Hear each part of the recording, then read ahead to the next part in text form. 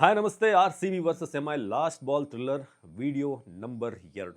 ಯಾಕೆ ಅಂತಂದರೆ ನಾನು ಯಾವ ಮ್ಯಾಚ್ಗೂ ಕೂಡ 2 ರಿವ್ಯೂ ವಿಡಿಯೋನ ಮಾಡಿಲ್ಲ. ಬಟ್ ಈ ಸಲ ಮಾಡಲೇಬೇಕು. ಯಾಕಂತಂದರೆ ಅಂಥ ಒಂದು ಅಬ್ಸಲ್ಯೂಟ್ ಸಿನಿಮಾ.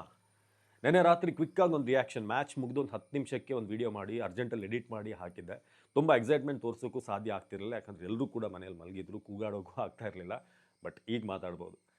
ನೆನ್ನೆ ಮ್ಯಾಚ್ ಅಬ್ಸಲ್ಯೂಟ್ ಸಿನಿಮಾ ಅಂತ ಆಗಲೇ ಹೇಳಿದ್ನಲ್ಲ, ಹೇಗೆ ಎಂಡ್ ಆಯಿತು ಏನು ನಿಜ ಹೇಳ್ತೀನಿ. ಆ ಲಾಸ್ಟ್ ಬಾಲಲ್ಲಿ ಬಾವ ಬಂದು ಹಾಕಿದ್ದಂಥ ಬಾಲ್ ಏನಿದೆ ಅದರಲ್ಲಿ ರಶೀಕ್ದಾರ್ ಸಲಾಮ್ ಸ್ಟ್ರೈಟ್ ಹೊಡಿತಾರೆ. ಅದಾದಮೇಲೆ ಅವ್ರ ಕಾಲಿಗೆ ಕೈಗೆ ಅಂದರೆ ಟಚ್ ಆಗಿ ಈ ಕಡೆ ಲೆಗ್ ಸೈಡ್ ಹೋಗುತ್ತೆ. ಆಗ ಎರಡನೇ ಹೋಗ್ತಾರೆ ಅಥವಾ ಏನೋ ಸೂಪರ್ ಓವರ್ಗೆ ಫಿಕ್ಸ್ ಆಗ್ತಿದ್ದಾರೆ. ಅಲ್ಲಿ ಫೀಲ್ಡ್ ಇರಬೇಕು ಅಂತ ನನ್ನ ತಲೆಯಲ್ಲಿ ಓಡ್ತಾ ಇತ್ತು.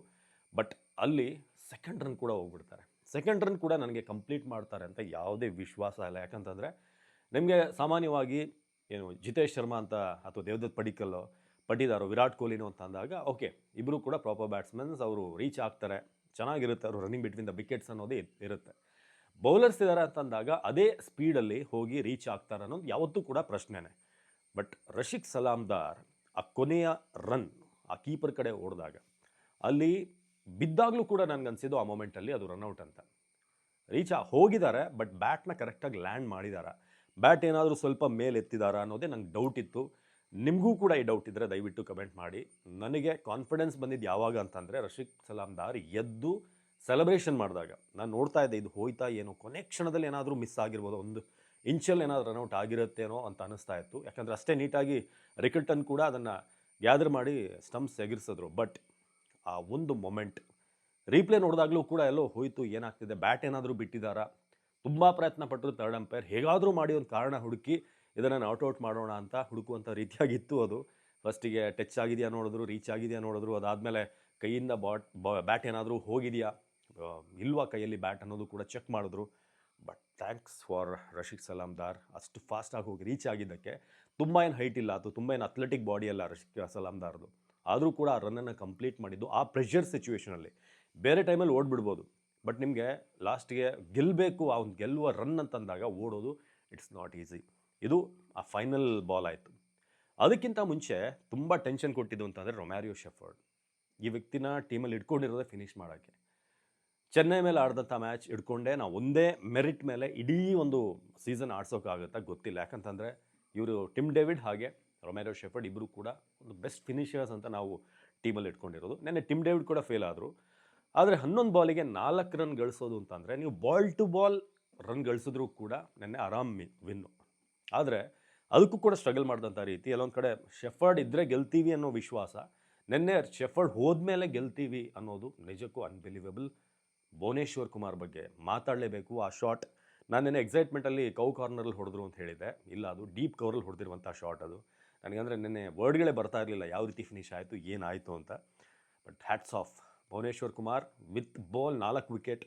ಬ್ಯಾಟಿಂಗ್ ಅಂತ ಬಂದಾಗ ಆ ಒಂದು 6 ನಾನು ನೋಡ್ತಾ ಇದ್ದೆ. 2016ರಿಂದ ಆಲ್ಮೋಸ್ಟ್ ಕಳೆದ ಒಂದು 10 ವರ್ಷದಿಂದ ಭುವನೇಶ್ವರ್ ಕುಮಾರ್ 6 ಹೊಡೆದಿಲ್ಲ IPLಲ್ಲಿ, ಆ ಒಂದು ಸ್ಟ್ಯಾಟ್ಸ್ ನೋಡ್ತಾ ಇದ್ದಾಗ. ಬಟ್ ಒಂದು 6 ಈ ಸೀಸನಲ್ಲಿ ಹೊಡೆದಿರೋದು ಆಲ್ಮೋಸ್ಟ್ ಒಂದು 7-8-9 ವರ್ಷದ ಮೇಲೆ ಇಡೀ ಗೇಮ್ನೇ ಚೇಂಜ್ ಮಾಡುತ್ತೆ, ಟೀಮ್ನ ಟಾಪ್ 1ಗೆ ತರುತ್ತೆ. ಒಂದು 6 ಅಂತಂದರೆ ಮೊಮೆಂಟಮ್. T20ಲಿ ಎನಿ ಟೈಮ್ ನಿಮ್ಮ ಚಾನ್ಸಸ್ ಬದಲಾಗ್ಬೋದು, ನಿಮ್ಗೆ ಅವಕಾಶ ಇದೆ. ಬೌಲರ್ ಬಂದರು ಅಂತಂದರೆ ಆಲ್ಮೋಸ್ಟ್ ಎಲ್ಲರೂ ಕೂಡ ಶೆಫರ್ಡ್ ಔಟ್ ಆದಾಗ TV ಆಫ್ ಮಾಡೋಕ್ಕೆ ಹೋಗಿರ್ತೀರ, ಅಥವಾ ಮುಗೀತು ಅಂತ ನೀವು ಹೊರಗಡೆ ನೀರು ಕುಡಿಯೋಕ್ಕೋ ಏನೋ ಹೋಗಿರ್ತೀರ. ಆದರೆ ಯಾವಾಗ ಭುವನೇಶ್ವರ್ ಕುಮಾರ್ ಅನ್ಎಕ್ಸ್ಪೆಕ್ಟೆಡ್ 6 ಹೊಡಿತಾರೋ ಕ್ರಿಕೆಟಲ್ಲಿ ಏನು ಬೇಕಾದರೂ ಆಗ್ಬೋದು ಅನ್ನೋದಕ್ಕೆ ಅದು ಸಾಕ್ಷಿ. ಜೊತೆಗೆ ಬಾವ ಬೌಲಿಂಗ್ ಬಗ್ಗೆ ಹೇಳಬೇಕು. ನೆನ್ನೆ ಕೊನೆಯ ಓವರ್ ಬಾವ ಅವಕಾಶಗಳನ್ನು ಕೊಡ್ತಾನೇ ಇದ್ರು. ರಾಜ್ ಅಂಗದ್ ಬಾವ ಗೆಲ್ಲರಪ್ಪ, ಗೆಲ್ಲಿ ನಂಬರ್ 1ಗೆ ಹೋಗಿ ನಾನು ವೈಡ್ ಹಾಕ್ತಾ ಇದ್ದೀನಿ ಅಂತ ಅಷ್ಟು ಎಕ್ಸ್ಟ್ರಾಗಳು, ಅಷ್ಟು ಇನ್ಡಿಸಿಪ್ಲಿನ್ ಬೌಲಿಂಗ್. ಕೆಲವೊಂದು ಶೆಫರ್ಡ್ಗೆ ಹಾಕ್ತಂಥ ಬಾಲ್ಗಳು ಚೆನ್ನಾಗಿತ್ತು, ತುಂಬ ಶಾರ್ಟ್ ಲೆಂತ್ ಅಲ್ಲ, ಹೊಡೆಯೋಕ್ಕೂ ಕಷ್ಟ ಆಯಿತು, ಅದರ ಬಗ್ಗೆ ಒಪ್ಪಲೇಬೇಕು. ಬಟ್ ಆ ವೈಡ್ಗಳು ಎಕ್ಸ್ಟ್ರಾಗಳು ಕೊಟ್ಟಿದ್ದು, ಅದು ಕೊನೆಯ ಬಾಲ್ ನೀವು ನೋಡಿದ್ರೆ, ನೀವು ಸ್ಟಾರ್ ಸ್ಪೋರ್ಟ್ಸ್ನ ಇನ್ಸ್ಟಾಗ್ರಾಮಲ್ಲಿ ಹೋಗಿ ನೋಡಿ, ಆ ಕೊನೆಯ ವಿನ್ನಿಂಗ್ ಶಾಟ್ ಏನಿದೆ, ನನಗೆ ಈ ಕಾಪಿರೈಟ್ಸ್ ಬರೋದ್ರಿಂದ ಅದನ್ನು ಹಾಕೋಕ್ಕಾಗಲ್ಲ.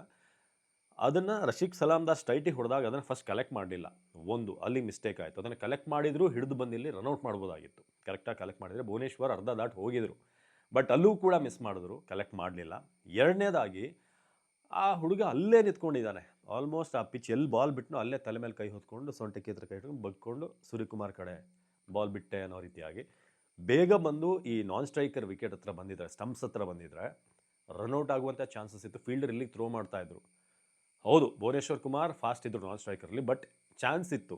ತುಂಬ ಲೆಂತಾಗಿ ಅಲ್ಲಿಗೆ ಕೀಪರಿಗೆ ಥ್ರೋ ಅಂತಂದಾಗ ಇಲ್ಲಿಂದ ಲಾಂಗ್ ಆನ್ನಿಂದ ಆಲ್ಮೋಸ್ಟ್ ನಿಮಗೆ ಡಿಸ್ಟೆನ್ಸ್ ಜಾಸ್ತಿ ಆಗುತ್ತೆ. ಅದೇ ನಾನ್ ಸ್ಟ್ರೈಕರ್ಗಾದರೆ ಬೇಗ ಥ್ರೋ ಬರುತ್ತೆ. ಆ ಒಂದು ಚಾನ್ಸಸನ್ನು ನಿನ್ನೆ ಮಿಸ್ ಮಾಡಿದ್ರು ಅಂತ ನನಗನ್ನಿಸ್ತು. ಬಟ್ ಕ್ರಿಕೆಟಲ್ಲಿ ಇದೆಲ್ಲ ಆಗುತ್ತೆ, ಪ್ರೆಷರ್ ಸಿಚುವೇಷನಲ್ಲಿ ಪ್ರೆಷರ್ ಇದ್ದಾಗ ಕಲೆಕ್ಟ್ ಮಾಡೋದು, ಗೊಂದಲ ಆಗೋದು ಇದೆಲ್ಲ ಸಾಮಾನ್ಯ. ಬಟ್ ಮತ್ತೊಬ್ಬ ವ್ಯಕ್ತಿ ಬಗ್ಗೆ ನಾನು ಮಾತನಾಡಲೇಬೇಕು, ಕೃಣಾಲ್ ಪಾಂಡ್ಯ. ಕೃಣಾಲ್ ಪಾಂಡ್ಯ ಮೊನ್ನೆ ಮ್ಯಾಚ್ನ ಆಲ್ಮೋಸ್ಟ್ ಹತ್ತಿರ ತಂದಿದ್ರು ಶೆಫರ್ಡ್ ಜೊತೆಗೆ.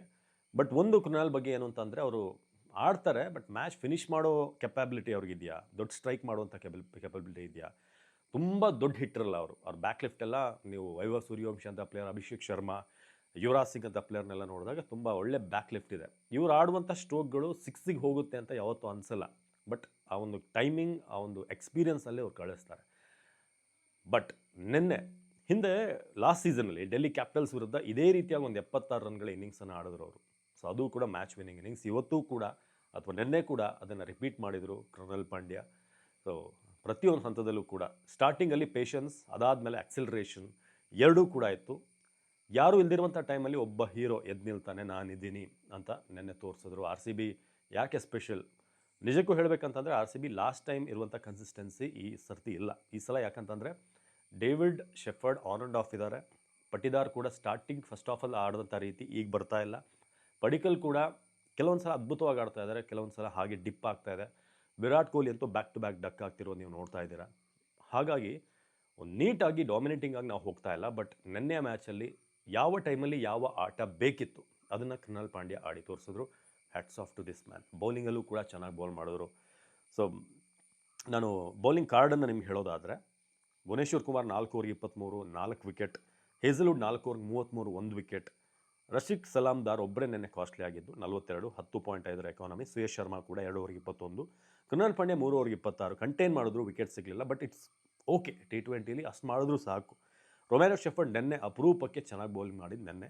ಬಟ್ ಅದು ಎಲ್ಲ ಮ್ಯಾಚಲ್ಲೂ ಬರುತ್ತೆ ಅಂತ ನನಗೇನು ಎಕ್ಸ್ಪೆಕ್ಟೇಷನ್ ಇಲ್ಲ.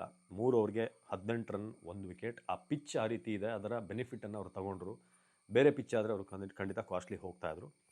ಬಟ್ ಚೇಂಜಸ್ಗಳು ಬೇಕೇ ಬೇಕು ಅಂತ ಅನಿಸುತ್ತೆ ನನಗೆ. ರೊಮ್ಯಾರಿಯೋ ಶೆಫರ್ಡ್, ಜಿತೇಶ್ ಶರ್ಮಾ ಕೂಡ ನೆನ್ನೆ 6 ಹೊಡೆದಿರ್ಬೋದು. ಹೌದು, ಅವ್ರ ಕಾಂಟ್ರಿಬ್ಯೂಷನ್ ಇದೆ.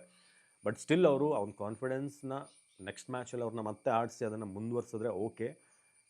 ಬಟ್ ಗೇಮ್ ಚೇಂಜ್ ಮಾಡ್ಕೊಳ್ಳೇಬೇಕು. ಯಾಕಂತಂದರೆ ಎಲ್ಲ ಟೀಮ್ಗಳು ಯಾರೂ ಚಾನ್ಸ್ ಕೊಡ್ತಾ ಇಲ್ಲ ಈಗ. ಸೊ ಆ ರೀಸನ್ಗೆ ನಾವು ಗೆದ್ದಿರ್ಬೋದು. ಬಟ್ ಕೆಲವೊಂದು ಕರೆಕ್ಷನ್, ನನಗೆ ಶೆಫರ್ಡ್ ಅವ್ರನ್ನ ಸ್ವಲ್ಪ ಹೋಲ್ಡ್ ಮಾಡಿ ಅವ್ರ ಪ್ಲೇಸಿಗೆ ಒಬ್ಬ ಇನ್ನೂ ಚೆನ್ನಾಗಿ ಈಗ ಲಯದಲ್ಲಿರುವಂಥ ಪ್ಲೇಯರ್ನ ತರೋದು ಒಳ್ಳೆಯದು. ಜಾರ್ಡನ್ ಕಾಕ್ಸ್ನ ಟ್ರೈ ಮಾಡ್ಬೋದು, ಬಟ್ ನಿಮಗೆ ಒಂದು ಬೌಲಿಂಗ್ ಆಪ್ಷನ್ ಕಡಿಮೆ ಆಗುತ್ತೆ. ಸೊ ಹೇಗೆ ಒಂದು ಬೌಲಿಂಗ್ ಆಪ್ಷನನ್ನು ತಂದು ಜಾರ್ಡನ್ ಕಾಕ್ಸ್ನ ಪ್ಲೇಸ್ ಮಾಡ್ಬೋದು. ಈಗ ಸಾಲ್ಟ್ ಕೂಡ ವಾಪಸ್ ಬಂದಿದ್ದಾರೆ. ಸೊ ಆ ರೀಸನ್ಗೆ ಈಗ ಸಾಲ್ಟ್ ಕಂಪ್ಲೀಟ್ಲಿ ಫಿಟ್ ಅಂದರೆ ಬೆತೆಲ್ ಅವ್ರನ್ನ ರಿಪ್ಲೇಸ್ ಮಾಡ್ತಾರೆ. ಬಟ್ ನೆನ್ನೆ ಬೆತೆಲ್ ಆಡೋಂಥ ಇನ್ನಿಂಗ್ಸ್ ಕೂಡ ವೆರಿ ಕ್ರೂಷಿಯಲ್. ತುಂಬ ಮೆಚುರಿಟಿ ಜೊತೆ ಆಡಿದ್ರು ಅವರು. ಆ ಸಿಚುವೇಷನ್ಗೆ ಹೇಗೆ ಆಡಬೇಕು, ತನ್ನ ಆಟವನ್ನು ಪಕ್ಕಕ್ಕಿಟ್ಟು ವಿಕೆಟ್ನ ನಿಲ್ಲಿಸಬೇಕು. ಕೃಣಾಲ್ ಪಾಂಡ್ಯ ಚೆನ್ನಾಗಿ ಹೋಗ್ತಾ ಇದ್ದಾರೆ. ಸೊ ಅದನ್ನು ತಲೆಯಲ್ಲಿ ಇಟ್ಕೊಂಡು ನೆನ್ನೆ ಆಡಿದ್ರು. So I think it was a sensible innings. ಕಡಿಮೆ ರನ್ ಇರ್ಬೋದು, ಸ್ಟ್ರೈಕ್ ರೇಟ್ ಕಡಿಮೆ ಇರ್ಬೋದು, ಬಟ್ ಬೆತೆಲ್ ಇನ್ನಿಂಗ್ಸ್ ಕೂಡ ವೆರಿ ವೆರಿ ಕ್ರೂಷಿಯಲ್. ಬಟ್ ಎಲ್ಲ ಮ್ಯಾಚಲ್ಲೂ ಅದೇ ರೀತಿಯಾದಂಥ ಆಟ ಬೇಕಾಗಿರಲ್ಲ, ಹೊಡಿ ಆಟ ಬೇಕು.